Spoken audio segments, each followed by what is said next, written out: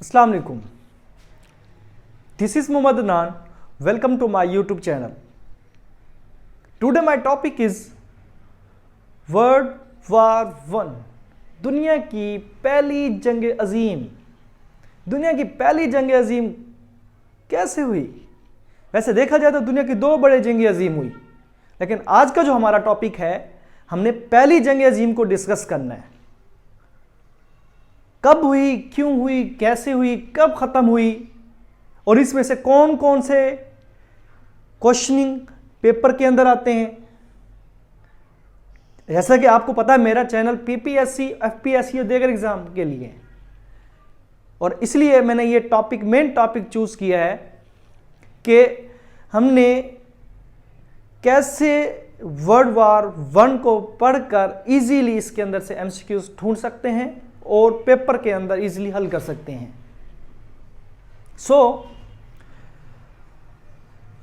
आज तक आपने YouTube पे बहुत सी वीडियो देखी होंगी वर्ल्ड वॉर वन के रेलिवेंट, बट ये वीडियो बनाने का मकसद सिर्फ और सिर्फ मेरा यही है, मैं आपको डॉक्यूमेंट्री फाइल में नहीं बल्कि थ्रू ऑनलाइन, थ्रू नोट्स के जरिए से आप तक इंफॉर्मेशन पहुंचाऊं। हम स्टार्ट करते हैं, इसका ओवरव्यू लेते हैं कि हमने ये देखना इंट्रोडक्शन, दुनिया की पहली जंग अजीम। सबसे पहले हमने इंट्रोडक्शन देखना है, उसके अंदर बैकग्राउंड देखना है, कैसे हुई है, कब हुई है, स्टार्ट कब हुई थी, खत्म कब हुई थी। हमने ये देखना है कि क्या सी रीजन थी जिस बेस पे ये जंग अजीम स्टार्ट हुई, और उससे पहले कौन से चालें चल रही थी जिस बेस पे ये स्टार्ट हुई। इसी तरीके से सेकेंड रीजन देखेंगे, कॉजेज, वजूहात देखनी है, अलायंस देखने हैं, मतलब मेन जो रीजन है वो उसके अलायंस है, इत्तेहाद। पहले ये होता था कि अगर एक मुल्क था, तीन ममालिक आपस में दोस्त थे, अगर किसी ममालिक की लड़ाई होती थी तो वो दो ममालिक उसका साथ देते थे। इसी तरीके से ये भी मेन रीजन थी अलायंस की, इत्तेहाद। कौन कौन सी इसमें अलायंस थी? दो थी। First one is central triple alliance, second one is allied triple alliance. जो दो मेन रीजन थी, central and allied triple alliance. और ये भी बताऊंगा कि इसे सेंट्रल क्यों कहा जाता है, ट्रिपल अलायंस क्यों कहा जाता है, और इसे अलाइड ट्रिपल अलायंस क्यों कहा जाता है, इसमें कौन से ममालिक थे, इसमें कौन से ममालिक थे, कौन सी अलायंस इत्तेहाद थी वो स्ट्रॉन्ग थी, कौन सी जो अलायंस थी जो इत्तेहाद थे वो कमजोर थे, किसको शिकस्त हुई, किसको फतह हुई, ये सब कुछ हम डिटेल में पढ़ेंगे। And third one reason is how military involve, military इसमें कैसे इन्वॉल्व हुई। And fourth reason is, main reason हमने ये देखनी है कौन कौन सी मेन रीजन हो सकती है। First one is Moroccan crisis, second one is Bosnia crisis, third one is war at Balkans, and fourth reason is imperialism, and fifth reason is nationalism, and sixth reason is Franco Prussian war. And fifth हमने ये देखना है, consequence देखना है कि and में किसको फतह हुई, किसको शिकस्त हुई, फतह हुई तो कैसे हुई, शिकस्त हुई तो कैसे हुई। अगर आपने मेरी वीडियो को लाइक नहीं किया तो उसे लाइक करें, अगर मेरे चैनल को सब्सक्राइब नहीं किया तो उसे चैनल को सब्सक्राइब कर लें, अगर कोई क्वेश्चन हो तो इसे कमेंट बॉक्स में लाजमी कीजिएगा। हम स्टार्ट करते हैं इसका इंट्रोडक्शन और बैकग्राउंड देखते हैं कि ये दुनिया की पहली जंग अजीम कैसे हुई। देखते हैं, हमने सबसे पहले इसका बैकग्राउंड देखना है कि it is started from 28 July 1914 to 11 November 1918, यानी कि 1914 से 1918 तक ये जंग, यानी कि 4 साल ये जंग चलती रही, 4 साल। इसलिए से कहते हैं it is the biggest war, यानी कि बहुत बड़ी अरसा ये जंग रही। अब ये देखते हैं ये जंग पॉइंट स्टार्ट कहां से हुआ। ये हम ये देखते हैं कि एक मुल्क है, उस कंट्री का नेम है ऑस्ट्रियन हंगरिया, उसका कैपिटल है वीना। अब ये आपने ख्याल करना है, मैं आपको साथ साथ आपको ये भी बता रहा हूं कि इसके कैपिटल का क्या नाम है, क्योंकि अब दो तरह के हमने एमसीक्यूज क्लियर करने हैं। फर्स्ट वन इज हमने किसी भी मुल्क का कैपिटल का नेम याद करना है, और सेकंड रीजन देखनी है कि ये जंग कहां से कहां तक स्टार्ट हुई, किस सन से किस सन तक खत्म हुई। ये एमसीक्यूज आती है पेपर में। दूसरी एमसीक्यूज देखनी है, जो ऑस्ट्रिया हंगरी एक मुल्क का नाम है, उसके कैपिटल का क्या नाम है, यह भी हमने साथ साथ तैयार करना है। अच्छा जी, अब हुआ ये, इनका एक प्रिंसेस था जिसका नाम था एफ फर्डिनेंड, यानी कि एक शहजादे का नाम था जो ऑस्ट्रिया हंगरी में रहता था। अब हुआ ये कि ये जनाब पहुंच गया बोस्निया, एक मुल्क का नाम है, यानी कि हम इसको एक वर्ड मैप का छोटा सा हमने एक पार्ट लिया है कि यानी कि ऑस्ट्रिया हंगरी इधर पड़ा है तो ये बोस्निया आता है इसके साथ, इस साथ फिर इतनी से सर्बिया ममालिक का नाम, मुल्क का नाम है, फिर तुर्की, ऐसे चल रहा है। अब ये बंदा जो ऑस्ट्रिया हंगरी का शहजादा था एफ फर्डिनेंड, ये इधर पहुंच गया विजिट के लिए अपनी बीवी के साथ। अब जनाब एक एमसीक्यूज पूछी जाती है कि बोस्निया जो कंट्री का नेम है, इसके कैपिटल क्या नाम है, सराजियो, साराजीवो। अच्छा, ये एमसीक्यू साथ साथ आपने क्लियर करनी है। अब ये शहजादा इधर पहुंच गया। अब हुआ क्या ऐसा, अब ये हुआ कि जनाब एक सर्बिया एक मुल्क का नाम है और इसी तरीके से इसका कैपिटल का नेम है बेलग्रेड। ये अपने साथ साथ एमसीक्यूज के लिए तैयार करने हैं। Serbia, Belgrade, Bosnia, Sarajevo and Austria Hungary, Vienna, ये आपने कैपिटल के नेम याद रखने हैं। और ये याद रखना है 1914 से 1918 तक ये जंग रही। एंड अब हुआ ये बंदा इधर वाला शहजादा इधर पहुंचा और इनके ये सर्बिया जो मुल्क है, इसका एक ब्लैक हैंड पर्सन ने इसके शहजादे को इस बोस्निया मुल्क के अंदर मारा। असल रीजन यहां से स्टार्ट होती है। अब जी ऑस्ट्रिया हंगरी जो था, मुल्क में गड़बड़ मच गई सारी, शहजादा था एक, कत्ल हुआ है। अब असल में हुआ ये जो ऑस्ट्रिया हंगरी जो मुल्क का है, ये इसने इल्जाम लगा दिया, इसने कहा कि जो सर्बिया का है, ये जो बंदा है, ये जो ब्लैक हैंड है, ये सर्बिया से मुल्क से ताल्लुक रखता है और इसी ने हमारे शहजादे को बोस्निया मुल्क के अंदर मारा। अब असल में ये वजह, अब इनको क्या ख्वाब आ गया था कि ऑस्ट्रिया हंगरी जो है वो सर्बिया मुल्क से ताल्लुक रखता था, ब्लैक हैंड जो पर्सन था वो क्या सर्बिया से ताल्लुक रखता था। असल वजह यह थी कि जो बोस्निया एक मुल्क जो है, ये छोटी सी एक कॉलोनी है, छोटी सी एक कॉलोनी है। अब इन दोनों के दरमियान, इन मुल्क के दरमियान पहले से ही कुछ इख्तलाफात चल रहे थे। क्या इख्तलाफात थे?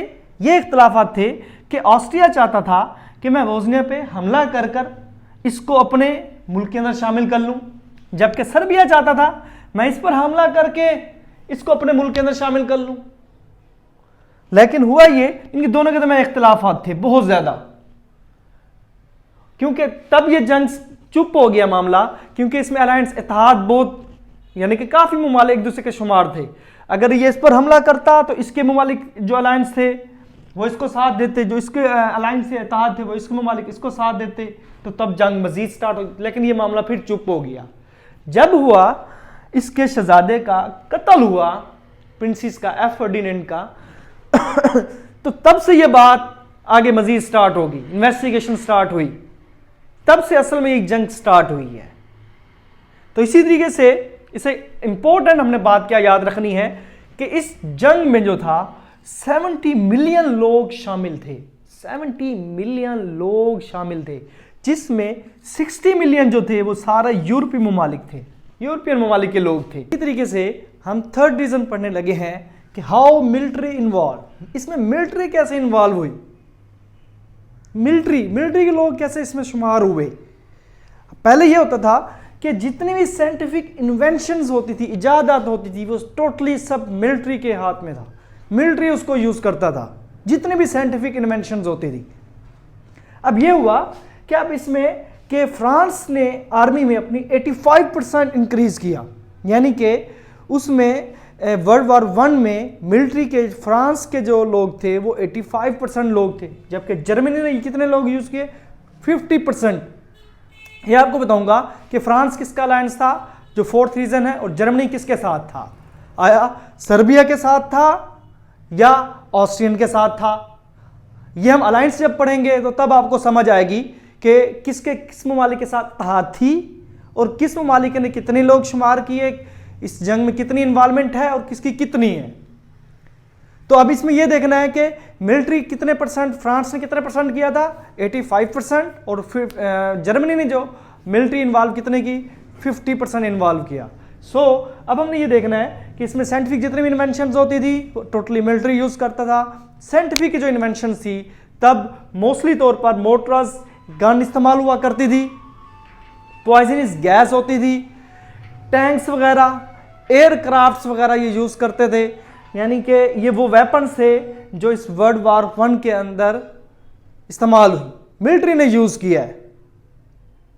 और मिलिट्री के लोग भी काफी लोग इस जंग में मारे गए हैं, वो हम पढ़ेंगे आगे कॉन्सिक्वेंस में कि मोटर्स ये भी एक गन है, पॉइजनस गैस भी इस्तेमाल करते थे तब। अच्छा, ज्यादातर हमसे कुछ पूछा जाता है इसमें मोस्टली यूज वेपन कौन सा इस्तेमाल हुआ है। एक गन है जिसका नाम है रिफलेस वेपन, गन है एक रिफलेस वेपन, ये गन है, ये भी वर्ल्ड वॉर 1 में ज्यादा यूज हुआ है। ये किसने किया है, कौन सी, ऑस्ट्रियन हंगरी ने किया या सर्बिया ने किया है। ये एमसीक्यूज टाइप पे आपने इसे तैयार करना है। इसमें ये देखना है कि एमसीक्यूज इसमें हाउ मिलिट्री इन्वॉल्व क्या आ सकता है, कि फ्रांस ने कितने परसेंट किया 85% एंड जर्मनी ने 50% मिलिट्री को इन्वॉल्व किया। इसी तरीके से हमारे पास जो सेकंड रीजन है अलायंस, जिस इत्तेहाद, यानी कि आपको जैसे बताया मैंने कि ऑस्ट्रिया के शहजादे को सर्बिया के एक ब्लैक हैंड पर्सन ने कत्ल किया, तो वहाँ पूरी ऑस्ट्रिया के मुल्क में खलबल मच गई, क्योंकि एक शहजादा कत्ल हुआ है। पहले तो वजह आपको बताई थी कि बोस्निया पर, ऑस्ट्रिया जो था बोस्निया पे अटैक करना चाहता था, उसको अपना एरिया में शुमार करना चाहता था, लेकिन सर्बिया अपना चाहता था। बट उस वजह से कुछ अलायंस थी, इस वजह से वो जंग में तब्दील नहीं हुई। लेकिन जब ये कत्ल हुआ तो कत्ल के बाद अब ये दुनिया में खलबल मच गई। अब अलायंस जो थे, अब इसी वजह से एक ममालिक दूसरे ममालिक का साथ देता गया और ये जंग जो है वर्ल्ड वॉर 1 में तब्दील होती गई। अब आइए हम देखते हैं कि अलायंस कौन कौन सी थी। जिस तरह मैंने आपको बताया हुआ है, हमारे पास 2 अलायंस थी। First one is central triple alliance, second one is allied triple entente. ये 2 अलायंस थी हमारे पास कि इत्तेहाद, इसको हम पढ़ते हैं, इसे समझते हैं कि क्या था इसमें। जिस तरह सेंट्रल जो ट्रिपल अलायंस था, इसे हम क्यों कहते हैं, सेंट्रली ट्रिपल अलायंस क्यों कहते हैं, इस सवाल का आपको जवाब दूंगा। सेकेंडली, इसके अंदर कौन से ममालिक शुमार थे। फर्स्ट वन इज हमारे पास था ऑस्ट्रिया। ऑस्ट्रिया जो मुल्क है जिसका जिन्होंने क्या किया कि जिसका कत्ल हुआ था शहजादा, वो इसमें सेंट्रल में शुमार है। जबकि जो सर्बिया है, सर्बिया के जो ब्लैक हैंड जिस पर ऑस्ट्रिया ने इल्ज़ाम लगाया था, वो किस में शुमार होता है, अलाइड ट्रिपल इंटेंटी में शुमार होता है। अब इसके साथ ऑस्ट्रिया में और कौन कौन से ममालिक थे, इटली था, जर्मनी था, तुर्की था, और बाद में बल्गेरिया शामिल हुआ और ऑस्ट्रिया हंगरी था।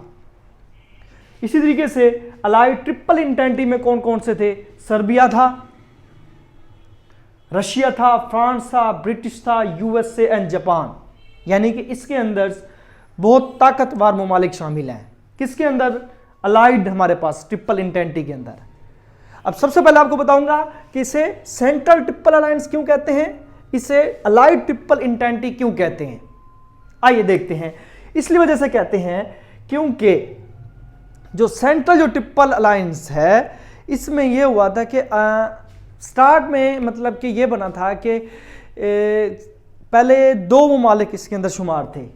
फर्स्ट वन इज हमारे पास क्या था, हमारे पास यह था कि 1882 में जर्मनी के एक बिस्मार्क चांसलर था।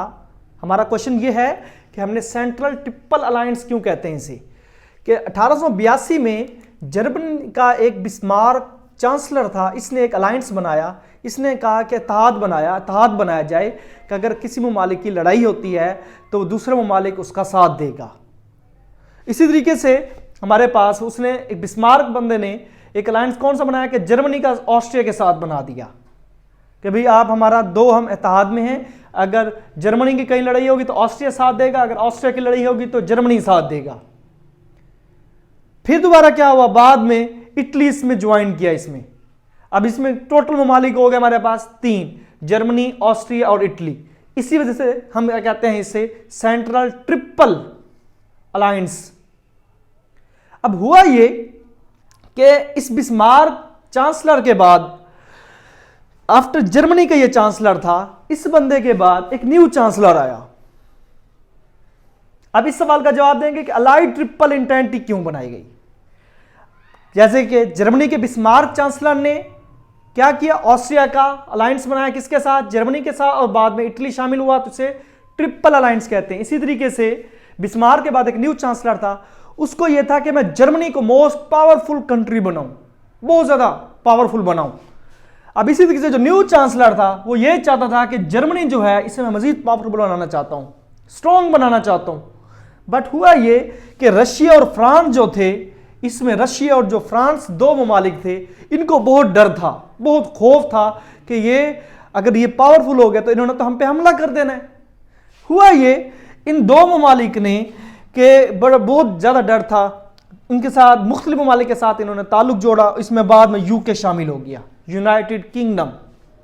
जब ये शामिल हो गए तो 3 ममालिक हो गए, बाद में जापान भी शामिल हो गए इसके अंदर, और सर्बिया, फ्रांस, रशिया शामिल हो गए इसके अंदर। इसी तरीके से इसे दोबारा 3 ममालिक शामिल होते, इसे हम कहते हैं अलाइड ट्रिपल इंटेंटी। इसी तरीके से अब ये देखें, अब ये वर्ल्ड वॉर 1 के अंदर कैसे चेंज हुई, हमने अब ये चीज देखनी है। इसी तरीके से आप देखो, जो सर्बिया था, लाइक ये जो हमारे पास अलाइड ट्रिपल एंटिटी था, ये अलायंस था तब रशिया के साथ। इसी तरीके जो रशिया जो था वो फ्रांस के साथ अलायंस था, इत्तेहाद में था, और जो फ्रांस था वो यूके के साथ इत्तेहाद में था। अब सिंपल सी बात है अगर ऑस्ट्रिया ने जो हमला किया था सर्बिया पे, तो सर्बिया के साथ तो अलायंस रशिया में था, रशिया ने तो ऑटोमेटिकली इसका साथ दिया, और रशिया जो था वो फ्रांस का था, फ्रांस ने ऑटोमेटिकली इसका साथ दिया।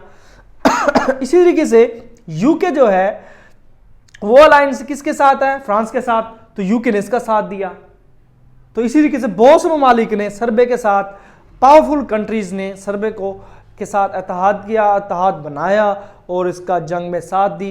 इसी तरीके से जब हम ऑस्ट्रिया की बात करें तो ऑस्ट्रिया का अलायंस था जर्मनी के साथ, फिर दोबारा जर्मनी का जो अलायंस है वो इसके साथ तुर्की के साथ, फिर बल्गेरिया के साथ हुआ। तो जिसमें हम देखें तो हमारे पास सेंट्रल जो ट्रिपल अलायंस था, इसमें मोस्ट पावरफुल कंट्री शुमार नहीं थे इतने।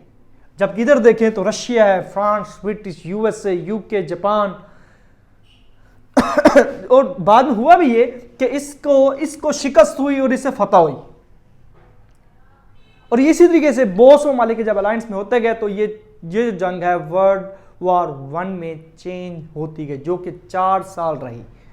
मेन कासिस पढ़ने लगे हैं तो मेन कासिस में कि वर्ल्ड वॉर 1 जो है इसके मेन कासिस कौन कौन से हैं, ये कौन सी ऐसी वजूहात थी जिस वजह से ये मुख्तलिफ ममालिक ने अलायंस आपस में इत्तेहाद करते गए और ये वर्ल्ड वॉर 1 में चेंज होती गई। तो सबसे पहली रीज़न जो है वो है मोरक्कन क्राइसिस। मोरक्कन क्राइसिस क्या है, इसका वर्ल्ड वॉर 1 के साथ क्या ताल्लुक है, देखते हैं। मोरक्कन जो एक कॉलोनी थी जो कि यूके भी थी, यूनाइटेड किंगडम में थी। मोरक्कन एक कॉलोनी थी। अब उस कॉलोनी में कम्युनिस्ट रहते थे। अच्छा ये है कि पहले ये होता था कम्युनिस्ट था और कैपिटलिज्म था। कम्युनिस्ट कहते थे कि हमारा दुनिया पे राज हो। कम्युनिस्ट वो लोग होते हैं जो इंडिपेंडेंट, वो कहते हैं हम आज़ाद लोग हैं, हम पे कोई हुक्मरानी ना करे। और कैपिटलिज्म वो था जिस पे एक मुकम्मल प्रॉपर एक गवर्नमेंट होती है जो पूरे मुल्क को चला रही होती है। अब हुआ ये कि जो कम्युनिस्ट थे उस कॉलोनी में जो रहते थे, मोरक्कन कॉलोनी में रहते थे, यूके की जो थी, इन्होंने क्या, यूके ने फ्रांस को वो कॉलोनी दी हुई थी। अब यूके और फ्रांस ये तो आपको मैंने बताया हुआ अलाइड ट्रिपल इंटेंटी में था, यानी कि 2 हमारे पास अलायंस थी। ये तो अलायंस में थे, इत्तेहाद में थे। अब इसने इस फ्रांस को ये कॉलोनी दी हुई थी कि भाई आपके अंडर है ये। अब हुआ ये कि वहां के जो लोकल लोग थे, कहां के, मोरक्कन कॉलोनी के, वो चाहते थे कि हम आजाद रहें, हम पे कोई हुक्मरानी ना करे। अब उन्हीं लोगों को ना ये था कि जर्मनी सपोर्ट कर रहा था, उसी लोगों को जो क्या चाहते थे कि हम आजाद रहें। अब जर्मनी उनको सपोर्ट करता कि भाई मैं आपके साथ हूं। अब इसी तरीके से वो स्ट्राइक करते, बार बार स्ट्राइक करते। फिर दोबारा ये फैसला हुआ कि जी यूके जो है दोबारा उसने फ्रांस को दोबारा वो कॉलोनी दे दी, क्योंकि वहां के लोगों ने स्ट्राइक की कि हम यहाँ हम पे कोई हुक्मरानी ना करे। फिर दोबारा जो फैसला हुआ, यूके ने दोबारा फ्रांस को ये दे दी। अब ये देखें जर्मनी और फ्रांस का दोबारा कन्फ्लिक्ट हो रहा है। अब ये दोबारा इनमें इख्तलाफात पैदा हो रहे हैं, क्योंकि ये जो है हमारे पास है ये सेंट्रल में अलायंस में है और ये अलाइड में आता है। जब इसमें दोबारा इख्तलाफात हुए, क्योंकि जर्मनी जो था ये तो आपको बताया हुआ है ये ऑस्ट्रिया के साथ अलायंस में था, यानी कि उनके इत्तेहाद में थे, जबकि ये जो थे ये सर्बिया के साथ थे। इनमें मजीद कुछ इख्तलाफात बन गई, जिस वजह से ये जो जंग है वर्ल्ड वॉर 1 में तब चेंज हो गई। इस तरीके से हम सेकंड रीजन पढ़ने लगे हैं कि मेन उसकी वजह क्या हो सकती है वर्ल्ड वॉर 1 की। मेन वजह जो हमारे पास है वो है बोस्निया क्राइसिस 1908, यानी कि बोस्निया क्राइसिस 1908। इसका वर्ल्ड वॉर के साथ क्या ताल्लुक है, आइए देखते हैं। अब जैसा कि मैंने बताया आपको, पहले भी ये बात मैंने आपको बताई है कि जो ऑस्ट्रिया था, ऑस्ट्रिया जो हंगरी था, ये क्या करता था, ये चाहता था कि मैं बोस्निया पे जो कि कॉलोनी थी ये मैं अपने अंडर कर लूं। जबकि सर्बिया जो था, सर्बिया कहता था कि मैं इस पे अटैक करूं, इसको अपना पार्ट्स बना लूं। अब मसला ये हुआ कि ये इस पे अटैक करना चाहता था कि ताकि इसको अपना पार्ट बना लूं, और ये सर्बिया जो था इस पे अटैक करना चाहता था ताकि मैं इसको अपना पार्ट बना लूं। बट बदकिस्मती से ना इसने अपना पार्ट बना सका, ना ये अपना पार्ट बना सका इसे। लेकिन ये हुआ कि तब जंग ना हुई। क्यों? इस वजह से नहीं हुई क्योंकि जो सर्बिया था ये अपने अलायंस के साथ था। किसके साथ था? अलाइड अलायंस इंटेंटी के साथ था। जबकि ये जो ऑस्ट्रिया था ये सेंट्रल के साथ था। ये कमजोर थे, ये स्ट्रॉन्ग थे। ये चाहते थे कि अब अगर हमने अटैक किया तो मजीद इसके अलायंस के साथ मिल जाएंगी, इसके साथ अलायंस मिल जाएंगी। ये भी वजह थी कि इस वजह से ये इख्तलाफात की वजह से ये जो जंग जो है वर्ल्ड वॉर 1 के अंदर चेंज हो गई। हम तीसरी रीजन पढ़ने लगे हैं, वर्ल्ड वॉर 1, दुनिया की पहली जो जंग अजीम थी, कि क्या रीजन थी। तीसरी रीजन है हमारे पास वार एट बाल्कन्स 1908, यानी कि 1908 की में बाल्कन की जो वार हुई थी उसका वर्ल्ड वॉर 1 के साथ क्या ताल्लुक है, आइए देखते हैं। अब सबसे पहले यह था कि मुख्तलिफ जो ममालिक थे लाइक सर्बिया, बोस्निया। अब ये देखो सर्बिया जो था ये सेंट्रल में शुमार था, अलायंस सेंट्रल अलायंस में था, और बोस्निया ये जो अटैक करना चाहते थे Serbia, Greece, Bulgaria, Romania etcetera, कुछ ऐसे ममालिक थे ये सारे के सारे ना अंडर हुआ करते थे, यानी कि ओटोमन एम्पायर इसके अंडर हुआ करते थे। अच्छा, एक एमसीक्यूज आती है कि ओटोमन एम्पायर को सिक मैन ऑफ यूरोप भी कहा जाता है। एमसीक्यूज आती है कि सिक मैन ऑफ यूरोप किसको कहा जाता है? ओटोमन एम्पायर को कहा जाता है, तुर्की। अब हुआ ये कि ये जितने ममालिक थे सब इसके अंडर हुआ करते थे। अब इन सब ममालिक में ना लड़ाई होना शुरू होगी। क्या, किस बात पे लड़ाई होना शुरू होगी? हर ममालिक कहता था कि हम में तो कोई बाउंड्रीज ही नहीं है, हम हैं एक मुल्क और अंडर हम इसके आते हैं ओटोमन एम्पायर के। ये क्या बात हुई? हमें कोई बाउंड्रीज भी नहीं है, हमें कोई राइट्स नहीं मिल रहे। अब ये होना शुरू हो गया कि जनाब 1912 और 13 में एक वार हुई जिसे हम कहते हैं बाल्कन वार। अब इस वार में क्या हुआ? इन सब ममालिक ने फैसला किया कि हम इसके अंडर नहीं होना चाहिए, होना ही नहीं चाहते। ओटोमन एम्पायर को बाहर निकाल दिया, चलो जी अब बाहर चले जाओ। अच्छा जी, अब हुआ ये, अब ये जितने ममालिक थे इन्होंने आपस में लड़ना शुरू कर दिया। सिंपल सी बात है, जब ये सेपरेट हुए तो इनडायरेक्टली किसी ना किसी के साथ ये अलायंस बनाना शुरू कर दिया इन्होंने। अब इनके ममालिक के मुल्क के दिल में तो ये होगा कि भाई आपस में लड़ाई हुई है कि भाई हमने इसके साथ मुखालफत करनी है, कभी ना कभी हमें मिला टाइम मिला तो इसके साथ हम कुछ ना कुछ करेंगे। अब इनमें आपस में इख्तलाफात थे क्योंकि उनको आपस में राइट्स ही नहीं मिल रहे थे। तो ये भी वजह है कि ये आपस में इख्तलाफात की वजह से जो बाल्कन की वार हुई ये वर्ल्ड वॉर 1 के अंदर कैसे चेंज हुई। हम चौथी रीजन पढ़ने लगे हैं कि वर्ल्ड वॉर 1 की नेम हमारे पास इंपीरियलिज्म किसे कहते हैं?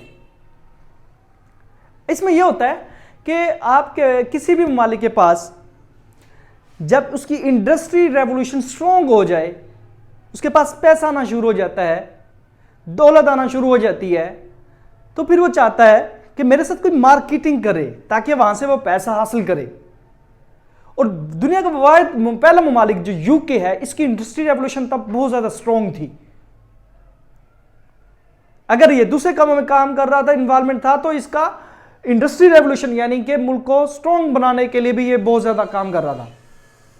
जिस तरीके से यूके जो है पहला ममालिक है जिसकी इंडस्ट्री रेवोल्यूशन बहुत ज्यादा स्ट्रांग होगी। अब हुआ ये अब यूके चाह रहा था कि भाई मैं मार्केटिंग करना चाहता हूं ताकि मुझसे कोई चीज लेगा, मुझे वहां से पैसे मिलेंगे। अब सबसे पहले इसने इंडिया को मोटिवेट किया, इंडिया ने इसके साथ अलायंस बनाना शुरू कर दिया। इसी तरीके से फिर जर्मनी को, फिर फ्रांस को, फिर रशिया को, इस तरीके से ये अपने इंडस्ट्री रेवोल्यूशन के मार्केटिंग के जरिए से अलायंस बनाता गया और उनको साथ देता गया। जैसे ही अब उनको सिंपल सी बात है, अगर ये उनको कोई चीज दे रहा है तो दूसरे ममालिक को भी फायदा हो रहा है। फायदा होगा तो जब अगर इसको इस ममालिक में, इस मुल्क में कोई मसला होगा तो वो दूसरा मुल्क इसका साथ देगा।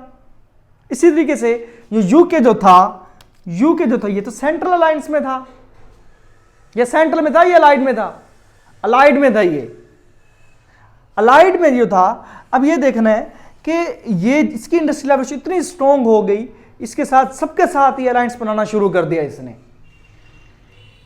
इसी तरीके से ये भी वजह है कि इसकी इंडस्ट्री रेवोल्यूशन स्ट्रांग करते गए और अलायंस अपने ज्यादा बनाते गए, जिस वजह से कि इसने अलाइड पावर्स को शिकस्त दी और ये जंग जो है वर्ल्ड वॉर 1 के अंदर चेंज होती गई। इसी तरीके से हम 5वीं रीजन पढ़ने लगे हैं। हमारे पास है नेशनलिज्म। क्या मतलब इसका? इसका मतलब यह है कि इसका वर्ल्ड वॉर 1 के साथ क्या ताल्लुक है। हम ये देखते हैं कि जब कोई मुल्क पैट्रियोटिक हो जाए, यानी कि हुब्बे वतन हो, ज्यादा पड़ जाता है कि भाई मुझे अपने वतन, हर शहरी को अपने वतन से प्यार होना चाहिए। अगर वो अपने इस कदर प्यार करना शुरू कर देता है कि दूसरे ममालिक को हकीर समझना शुरू कर दे, तो ये भी गलत बात है। इसी दौर में एक एग्जांपल ली जाती है हिटलर की। वो उस वक्त जर्मन की पॉपुलेशन जो थी वो बहुत ज्यादा थी। अब ये कहता था कि जी मैं जर्मन की बहुत ज्यादा पॉपुलेशन है तो मैं इसको मजीद ग्रो करना चाहता हूं, मजीद बेहतर बनाना चाहता हूं। तो इसने दूसरे ममालिक को क्या करना शुरू कर दिया? हकीर समझना शुरू कर दिया।